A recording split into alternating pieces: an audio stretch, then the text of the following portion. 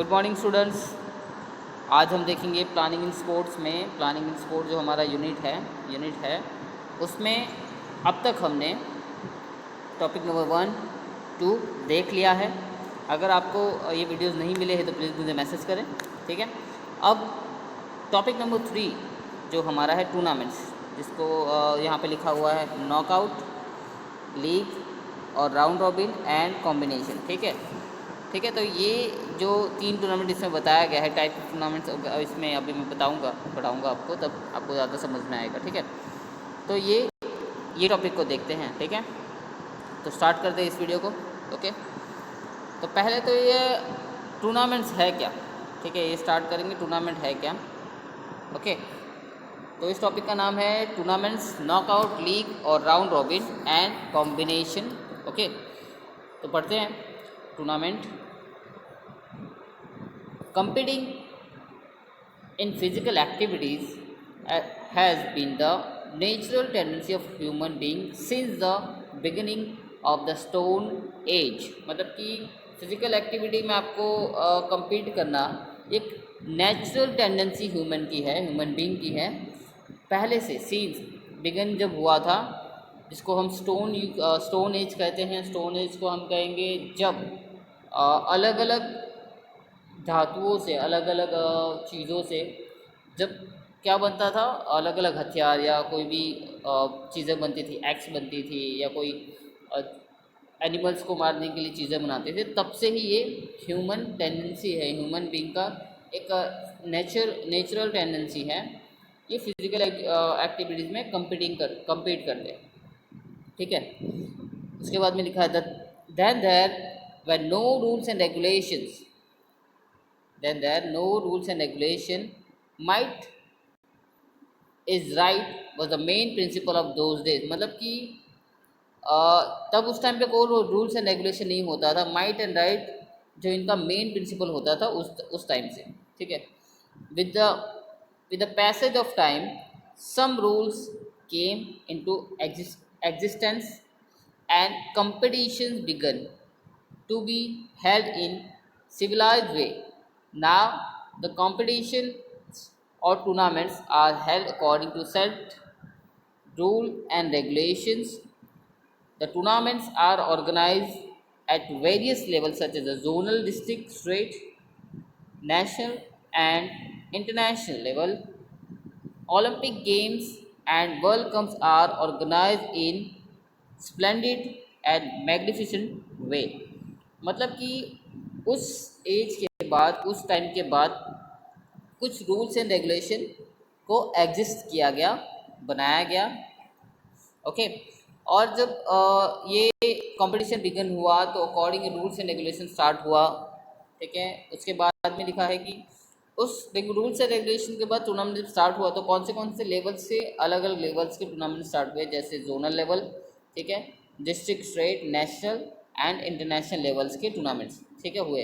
Olympic game and world cups organise हुआ बहुत ही अच्छी तरीके से, ओके। अब हम इसको दूसरी तरीके से देखें या पढ़े या समझे तो कैसे समझेंगे, जैसे कि इसमें लिखा हुआ है दो स्पोर्ट्स कंपटीशन और tournaments, do sports and competitions tournaments provide recreation to the spectators, okay. ये स्पोर्ट्स क्या होता है, सॉरी दी स्पोर्ट्स ये कंपटीशन टूर्नामेंट क्या करता है, प्रोवाइड करता है स्पेक्टेटर्स को रिक्रिएशन, ओके, जो हेल्प करता है, which helps them in reducing stress, tension and their day to day life, okay. मतलब कि जो डे टू डे लाइफ में उनका स्ट्रेस और टेंशन होता है वो क्या करता है, ये रिड्यूस करता है, रिड्यूस करने में हेल्प करता है ये क्या, sports, okay. This tournaments are helpful in holistic development of participants. मतलब कि ये टूर्नामेंट हेल्प करता है, क्या करता है, होलिस्टिक डेवलपमेंट। होलिस्टिक डेवलपमेंट का मीनिंग होगा all over development,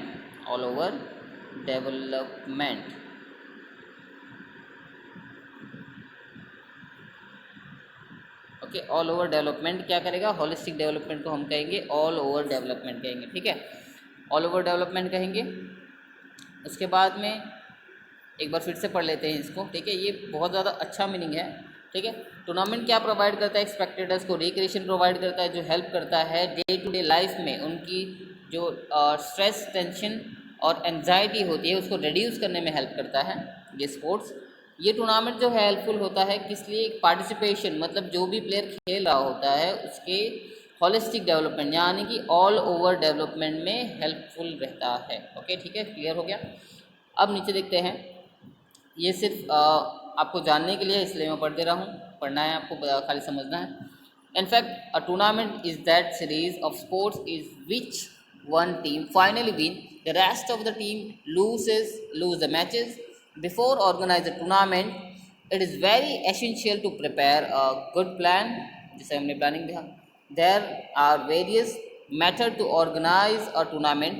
To select the best method depend upon the various factors such as the number of participating teams, the types of facilities or ground equipment, the number of officials are available and the duration of the tournament। मतलब ये सारी चीज़ें बहुत ज़्यादा important है कि tournament को organise करने में बहुत ज़्यादा इम्पॉर्टेंट है। फाइनली जो टूर्नामेंट होता है उसमें एक टीम जीतती है, एक टीम विन करती है और बाकी रेस्ट ऑफ द टीम क्या होती है, वो मैच को हार जाती है। उसके बाद में टूर्नामेंट जो ऑर्गेनाइज करने के पहले ही बहुत सारी चीज़ें को हमें ध्यान रखना होता है, जैसे अच्छा प्लान प्रिपेयर करो। उसके बाद में अलग अलग वेरियस मेथड से टूर्नामेंट को हमें क्या करना होता है, ऑर्गेनाइज करने की एक मेंटली प्रोसेस चालू कर देनी होती है। उसके बाद में आप जैसे ही अलग अलग फैक्टर्स इसमें ध्यान रखना होता है, जैसे कि नंबर ऑफ़ टीम पार्टिसिपेटिंग जो टीम होगी वो कितनी होगी, वो कैसे होंगे। ओके, उसके बाद में हमारे पास फैसिलिटी कितनी है, नंबर ऑफ़ ऑफिशियल्स या अंपायर्स कितने हैं, ऑफिशियल जज कितने हैं हमारे पास, और सबसे important cheese duration of tournament, मतलब कि एक टूर्नामेंट ये जो कर रहे हैं उसमें कितना टाइम जाएगा। ओके, ये क्लियर हो गया। अब पढ़ते हैं इम्पोर्टेंस ऑफ टूर्नामेंट, मतलब कि टूर्नामेंट कर रहे हैं तो इसका इम्पोर्टेंस क्या है, बहुत ज़्यादा इम्पोर्टेंट है हमारे ये टूर्नामेंट का, ठीक है। तो देखते हैं, tournaments are very important in the field of sports. Players participate in the tournaments with a great zeal and zest. The tournaments are significant not play only the players but that the coaches and physical education teachers also. The importance is described below, मतलब कि importance बहुत ज़्यादा important है ये field and sports में जो participate करते हैं वो बहुत ज़्यादा ज़ील एंड ज़ेस्ट, बहुत ज़्यादा एनर्जी से और बहुत ज़्यादा एक्साइटमेंट से अपनी सारी चीज़ों को साइड में रख के वो टूर्नामेंट में पार्टिसिपेट करते हैं, एक पार्टिसिपेशन जो करते हैं प्लेयर्स। तो टूर्नामेंट बहुत ज़्यादा इम्पॉर्टेंट होता है प्लेयर के लिए ही नहीं, वो कोच के लिए ही और फिजिकल एजुकेशन टीचर के लिए ही। ओके, बहुत ज़्यादा इम्पॉर्टेंट होता है, वो प्लेयर्स के लिए तो इम्पॉर्टेंट होता ही होता है, पर वो जो कोच और फिजिकल एजुकेशन टीचर है जो आपको कुछ सिखाने के लिए वो स्कूल या कॉलेजेस या आपको ग्राउंड पे जो पर्सनल कोचिंग देते हैं उनका जो भी मंथली जो भी साल उन्होंने आप पे इन्वेस्ट किया है वो आपके लिए कितनी मेहनत की है उसका एक फल होता है कि आप अच्छा खेल रहे हो, तो उसके हिसाब से वो अपने आप को खुद को ज़्यादा मोटिवेट फील करते हैं कि ये बच्चे ने इतना अच्छा परफॉर्म किया है तो मुझे और अच्छी मेहनत करनी चाहिए, ठीक है। ओके, तो स्टार्ट करते हैं इसमें। अब यहाँ पे फर्स्ट जो है development of sports skills. Okay, importance क्या है टूर्नामेंट का, टूर्नामेंट्स का इंपॉर्टेंस हम पढ़ रहे हैं, समझ रहे हैं, ठीक है। तो टूर्नामेंट्स अगर होती है तो क्या होगा, डेवलपमेंट होगी, किस में होगी, स्पोर्ट्स स्किल्स में। ओके, स्पोर्ट्स स्किल्स जैसे अब सिंपल सी बात करूँ, जैसे ओलंपिक हो रहा है, ठीक है, ओलंपिक हो रहा है तो वहाँ पे सारे प्लेयर्स कैसे आएंगे, सबसे अच्छे आएंगे। ओलंपिक्स हो रहा है यार इंडिया का या ऑस्ट्रेलिया का या कोई भी कंट्री का, ठीक है, तो सारे प्लेयर्स तो जो भी स्किल वाइज होंगे क्या होंगे, सबसे ज़्यादा अच्छे होंगे ना, तभी तो वो ओलंपिक में सिलेक्ट हुए हैं। तो टूर्नामेंट्स के द्वारा कैसे स्पोर्ट्स स्किल जो हमारी होगी वो डेवलप होगी, वो देखते हैं, यहाँ पे पढ़ते हैं, ठीक है, बहुत ज़्यादा अच्छा है। By participating in tournament sportsman develop various skills of sports, मतलब कि जो भी टूर्नामेंट्स हम खेलते हैं, कोई भी स्पोर्ट्स पर्सन जो होता है वो डेवलप करता है अपनी स्किल्स को और ज़्यादा अच्छी डेवलप करता है। कैसे, the maximum number of participation in tournaments not only develop technical skills, मतलब कि वो जो नंबर ऑफ पार्टिसिपेशन हम करते हैं टूर्नामेंट्स में, वो सिर्फ टेक्निकल स्किल ही नहीं डेवलप करती है, वो क्या करती है, technical skills of the sports but also tactical skills. Okay, आप एक कोच के पास जाएंगे, वो आपको टेक्निकली बहुत ज़्यादा अच्छी तरीके से सिखाएगा, बहुत ज़्यादा, ठीक है, वो आपको मेंटली भी प्रिपेयर करवाएगा। ओके, बट टैक्टिकल स्किल्स कहाँ पे आप प्रिपेयर करोगे, कहाँ आप समझोगे, ये आप on the field, on the tournaments, on the ground, जब आप किसी प्लेयर्स के सामने खेल रहे हो, कैसे आपको वहाँ पे मेंटली या टैक्टिकली आपको परफॉर्म करना है, वो चीज़ें कहाँ सीखोगे, आप एट द ग्राउंड एक टूर्नामेंट में ही सीखोगे। ठीक है, एक टूर्नामेंट में ही सीखोगे वो सारी चीज़ें।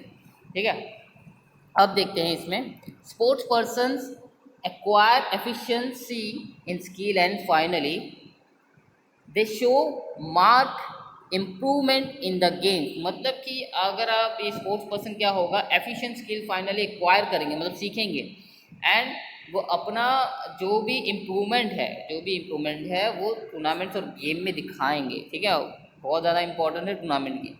अगर आप यहाँ से भी जो वीडियो को देख रहे होंगे, वो स्पोर्ट्स में अगर अच्छा खेलते होंगे या सीख रहे होंगे, ठीक है, तो स्किल तो सीख ही रहे हैं, बट जो मेंटली आप टैक्टिकली चीज़ें सीखते हैं वो आप एट अ टाइम, एग्जाम्पल जैसे क्रिकेट की बात कर लेता हूँ। ठीक है, क्रिकेट में अगर आप बॉलर हो, अच्छी बॉलिंग करते हो, या बैट्समैन हो, अच्छी बैटिंग करते हो, ठीक है, तो वो तो आप स्किल आपने कोच के पास सीख ली है ग्राउंड पे जाके।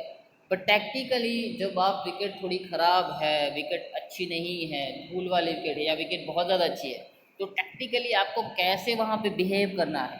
अगर ठीक है, और वॉलीबॉल की बात करूँ, फुटबॉल की बात कर लेता हूँ, टैक्टिकली आपको एट अ टाइम जब प्लेयर को फेस करना होता है, तो उस टाइम पे कैसा आपको वहाँ पे अपनी स्किल को बताना है टूर्नामेंट में, तो वो अलग चीज़ें आपको बताती है। ठीक है, तो टूर्नामेंट से क्या होता है, पहला तो skill development of sports skills होती है। ठीक है, टूर्नामेंट से हमारी स्पोर्ट्स स्किल्स क्या होती है, डेवलप होती है।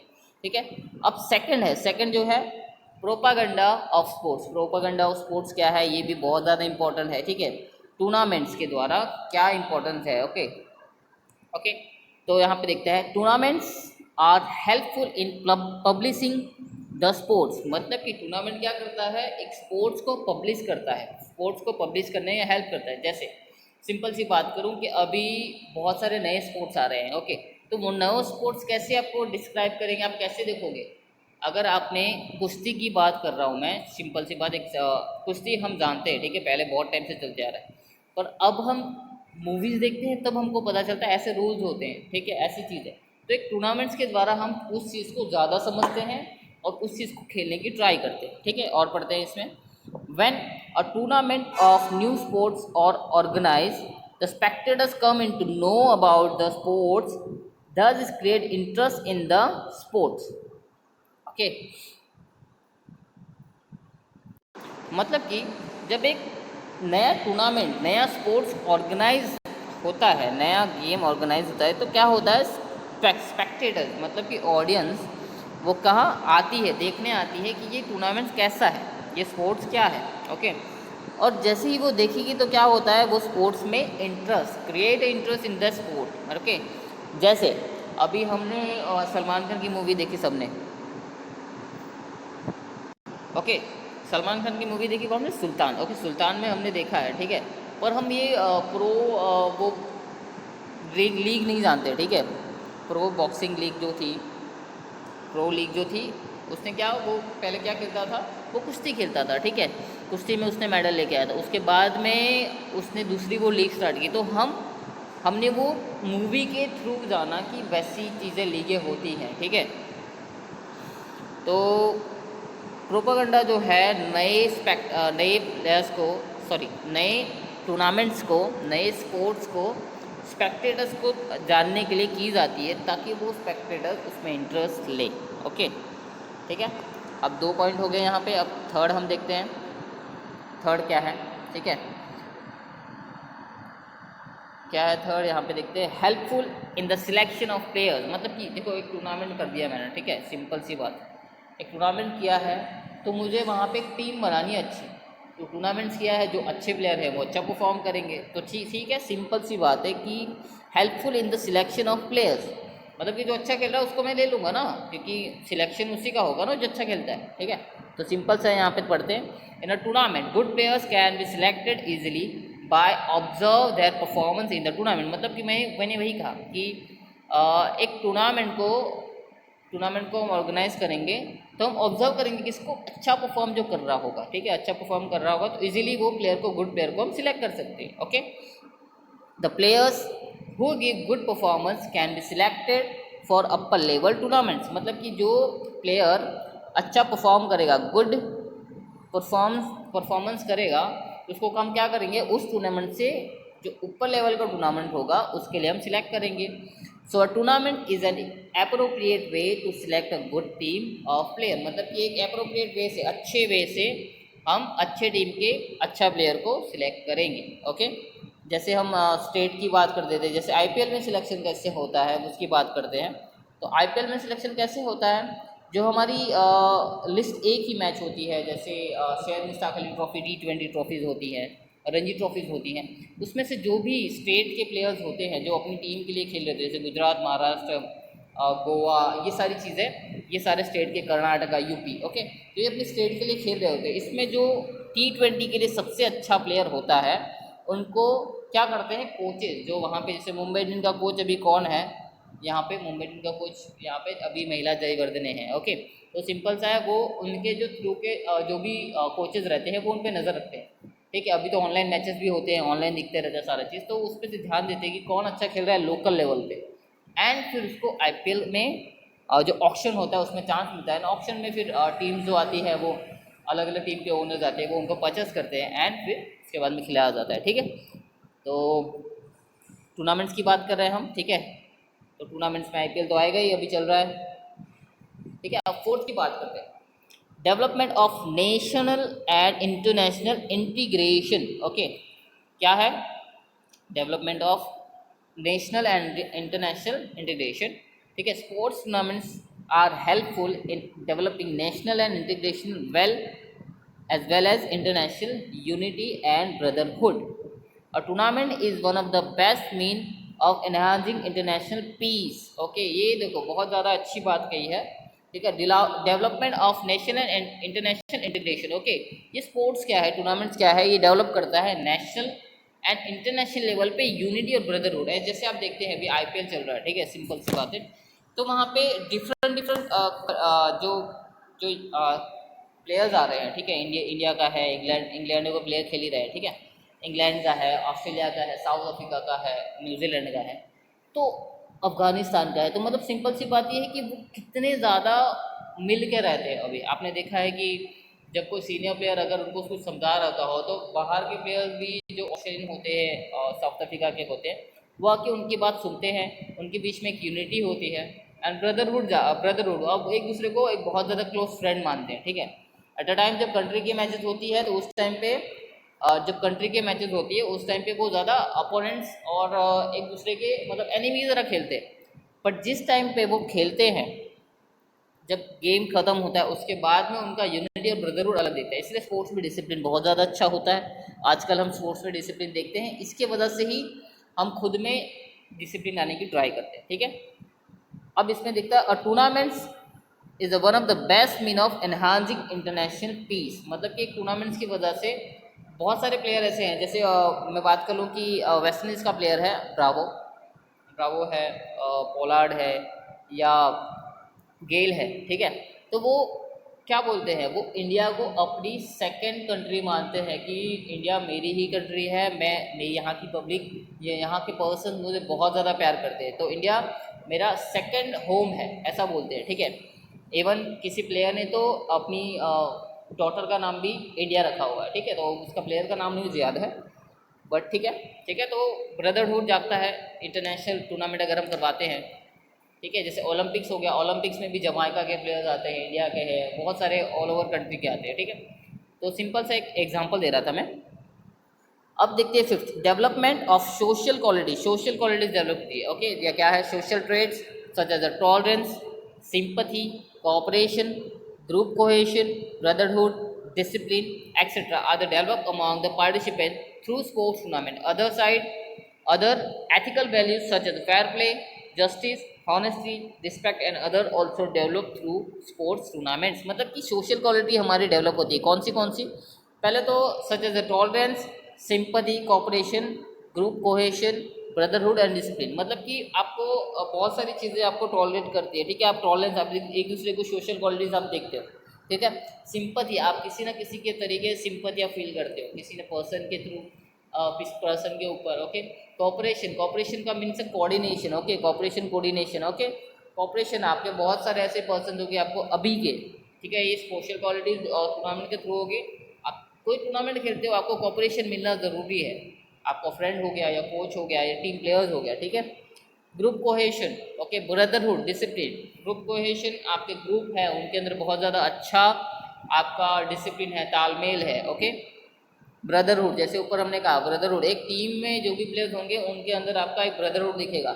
और डिसिप्लिन, ये सारी चीज़ें हम टूर्नामेंट से सीखेंगे, ठीक है। अगर आप अच्छे टूर्नामेंट खेलने जा रहे हो, आपके अंदर अच्छा टॉलरेंस नहीं है, कॉपरेशन नहीं है, ग्रुप कोहेशन नहीं है, ब्रदरहुड नहीं है, डिसिप्लिन नहीं है, तो कोई भी टीम आपको नहीं खिलाएगी, ठीक है।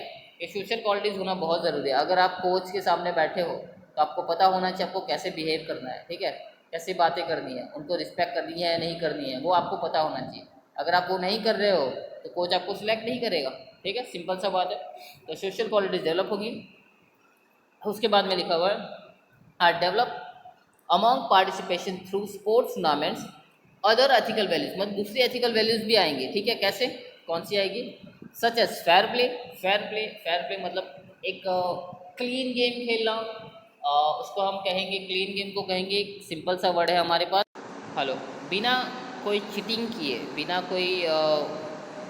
कोई यहाँ पे गेम की रिस्पेक्ट को नुकसान पहुँचाए, उसको हम फेयर खेलना कहेंगे, फेयर प्ले कहेंगे, ठीक है। जस्टिस, हॉनेस्टी एंड रिस्पेक्ट, ये सारी चीज़ें हमें through the tournament, ethical values भी आएंगी इसकी वजह से। For other are also develop through sports tournament, मतलब कि ये भी सारी चीज़ें स्पोर्ट्स टूर्नामेंट्स के द्वारा ही डेवलप होगी, ओके। 6 है सोर्स ऑफ रिक्रिएशन क्या है? Sports tournament provide ample recreation to the spectators to maximum recreations. Organiser do not hesitate to make a large expenditure. मतलब कि स्पोर्ट्स टूर्नामेंट जो है हमें प्रोवाइड करता है एम्पल रिक्रिएशन प्रोवाइड करता है, किसको? स्पेक्टेटर्स को।